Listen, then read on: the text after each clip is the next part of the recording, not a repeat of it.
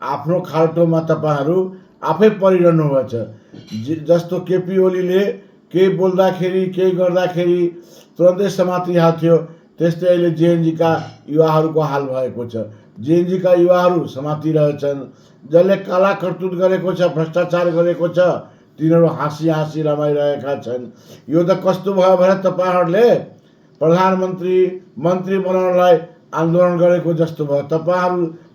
तपाईँहरूसँग केही भएन, किनभने तपाईँहरूसँग जुन जनताले आश गरेको थियो त्यो आशामा तपाईँहरूले निराशा बनाइदिनु हो। किनभने तपाईँहरूसँग ठुलो आशा थियो, यो देशमा भ्रष्टाचार व्यतिथि सबै त्यो गर्छ। तर यहाँको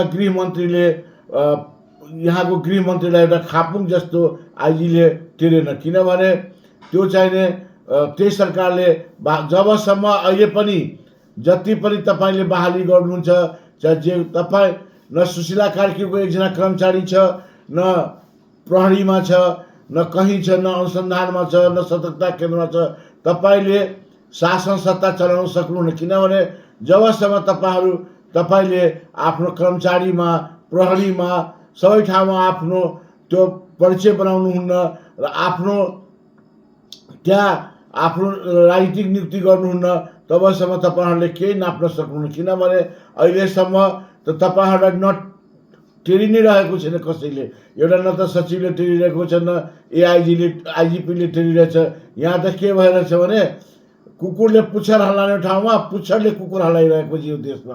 आज हेर्नुहोस् मध्य प्रदेशमा के हाल भयो, त्यस्तै हाल हुन्छ। किनभने मध्य प्रदेशमा पनि सुमित्रा भण्डारी जुन थियो त्यो चाहिने तपाईँको के थियो, केपी ओलीको मान्छे थियो। आज देखाइदियो नि आफ्नो कुकृत्य, आफ्नो सबै चिज देखाइदियो। किनभने आज चाहिने मध्य प्रदेशलाई बर्बाद पारिदियो। जुन पहिले काठमाडौँमा भन्थ्यो नि मनु मरु मर्स्या ख, त्यही उसले देखाइदियो कि मधेसीसँग न त इज्जत हुन्छ न त केही हुन्छ।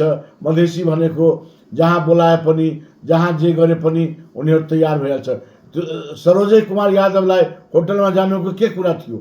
सरोज कुमार यादवले यो मध्य प्रदेशलाई बर्बाद गर्नमा लागिसकेको छ। त्यसैले त्यो सरोज कुमार यादवलाई कहिले पनि त्यस्ता मुख्यमन्त्रीलाई स्वीकार गर्यो भने मधेसीहरूको केही अस्तित्व रहँदैन र मधेसीहरू जहिले पनि पिछलगु भएर मात्रै बाँच्न सक्छ। किनभने अहिलेसम्म मधेसीलाई एउटा पहाडी समुदायले के बुझेको छ भने एउटा पिछलगु मेरो पछलगु हो, मैले जे भन्छु मेरो जुत्ता टाउकोमा लिएर हिँड्छ, त्यस्तो तिनीहरूले गरेको छ। आज त्यो कुरा सुमित्रा भण्डारीले साबित गरेर देखाइदियो कि मधेसी भनेको पछलगु हो। त्यसैले म मधेसी मान्यजीहरूलाई, सभासदजीहरूलाई के भन्न चाहन्छु भने तपाईँहरू अहिले पनि सुध्रिनु भएन भने तपाईँहरूको केही इज्जत हुँदैन।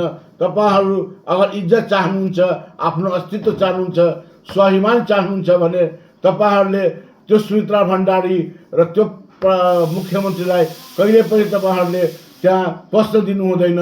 र पस्न दिनुभयो भने तपाईँहरू जस्तो यो संसारैमा लज्जास्पद मान्छे र घिनौना मान्छे कोही पनि हुन सक्दैन।